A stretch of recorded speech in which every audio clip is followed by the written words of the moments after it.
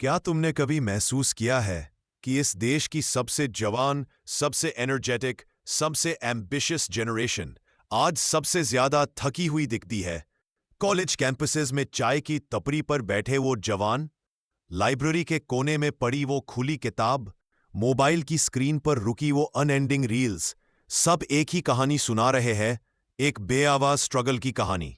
क्या ये सिर्फ बैड लक है? क्या ये सिर्फ कंपटीशन का प्रेशर है, या कुछ और, कुछ ऐसा जो इस जनरेशन के सामने सिस्टमैटिकली रखा गया ताकि ये बस दौड़ते रहे पर आगे कभी ना बढ़ पाए? हर जमाने को एक आइडेंटिटी मिली। फ्रीडम फाइटर्स, ग्रीन रेवोल्यूशन के लीडर्स, आईटी बूम के आर्किटेक्ट्स। लेकिन आज के युवा को एक अजीब टाइटल दिया जा रहा है, the lost financial generation.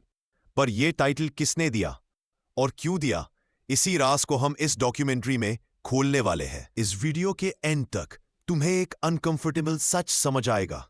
Youth अपनी गलतियों से नहीं हारा, उन्हें इस सिस्टम ने हराया है। कैसे, कौन, किस तरह, ये पूरा राज हम आखिरी मिनट्स में रिवील करेंगे। और तब तुम डिसाइड करोगे कि असल में लॉस्ट कौन है, यूथ या वो दुनिया जो उन्हें मिसगाइड कर रही है। आज का युवा एक अजीब कॉन्ट्रडिक्शन में जी रहा है। उनके पास सब कुछ है पर कुछ भी नहीं है। इंफॉर्मेशन अनलिमिटेड पर क्लैरिटी जीरो, अपॉर्चुनिटीज हजार पर डायरेक्शन मिसिंग, इंटरनेट हर हाथ में पर विजडम किसी के पास नहीं। कॉलेज के हॉस्टल्स में रात 3 बजे तक जागते हुए स्टूडेंट्स, क्लासरूम्स में खोखली आंखों से खाली तकते हुए चेहरे, और होम सिकनेस से लड़ते वर्किंग प्रोफेशनल्स, सब एक इनविजिबल दर्द शेयर करते हैं। स्टैटिस्टिक्स कहते हैं अनएम्प्लॉयमेंट हाई है, इमोशंस कहते हैं सेल्फ वर्थ लो हो चुकी है, नंबर्स कहते हैं अपॉर्चुनिटीज बढ़ रही है, रियलिटी कहते हैं कि इनसिक्योरिटी और एंजाइटी और तेज बढ़ रही है। पिछले कुछ डिकेड्स में हमारे सोसाइटी ने एक फिक्स्ड फॉर्मूला बनाया, school, college, job, life sorted. But reality ये नहीं थी, और आज के यूथ को सबसे ज्यादा ये ही फॉर्मूला हरा रहा है। मिलियंस ऑफ यूथ आज कंपेटिटिव एग्जाम्स की रेस में दौड़ रहे हैं, पर फिनिश लाइन बदल दिया गया है। इंजीनियरिंग के स्टूडेंट्स प्लेसमेंट के पीछे भाग रहे हैं, पर सैलरी स्टैग्नेंट है।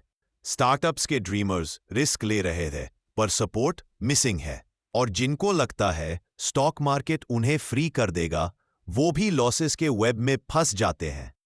सबको लगता है कि वो लेट हो रहे हैं, क्योंकि सोशल मीडिया उन्हें हर पल याद दिलाता है दूसरे तुमसे आगे बढ़ गए हैं। सोशल मीडिया ने एक नया मॉन्स्टर क्रिएट किया है, कंपैरिजन।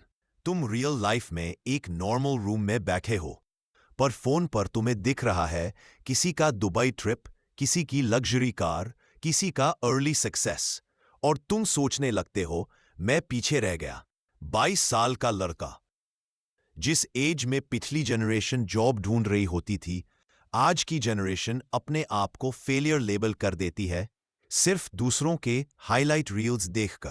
कंपैरिजन ने उनके ड्रीम्स को नहीं, उनके कॉन्फिडेंस को तोड़ दिया। और जब सेल्फ वर्थ गिरता है तो दुनिया का हर प्रेशर डबल हो जाता है। फ्रस्ट्रेशन में इंसान वही देखना चाहता है जो आसान लगता है, और इसी वीकनेस का फायदा उठाया गया। आज के यूथ को बेचा गया। Quick money, freedom lifestyle, overnight success, trading को कसिनो बनाया गया, क्रिप्टो को लॉटरी, स्टार्टअप्स को शॉर्टकट, कोर्सेज को गारंटी। पर असली सच ये है, यूथ गरीब नहीं था, यूथ एक्सप्लॉइटेड था। उन्हें खूब बहलाकर, उनके इमोशंस का फायदा उठाकर, उनकी डेस्परेशन को पैसा बनाने की मशीन बनाया गया। पेरेंट्स के लिए सेफ जॉब सबसे बड़ा ड्रीम था, यूथ के लिए फ्रीडम। पेरेंट्स के लिए स्टेबिलिटी सक्सेस थी, यूथ के लिए क्रिएटिविटी सक्सेस है।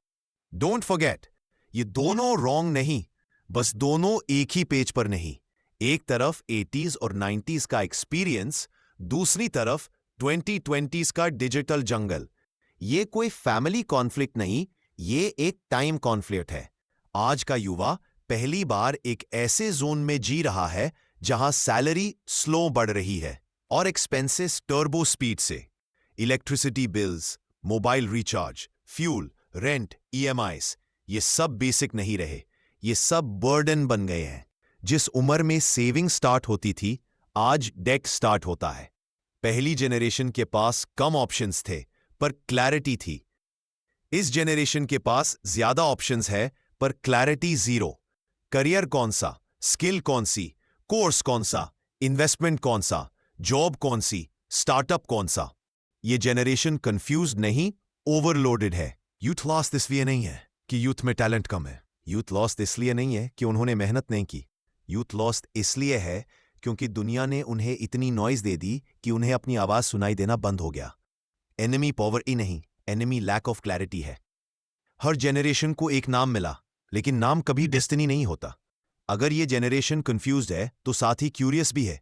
अगर स्ट्रेस्ड है तो साथ ही फियरलेस भी है। अगर लॉस्ट है तो साथ ही खुद को दोबारा पैदा करने की ताकत भी रखती है। लॉस्ट जेनरेशन सिर्फ तब तक लॉस्ट होती है जब तक वो अपना रास्ता खुद बनाना शुरू ना करे।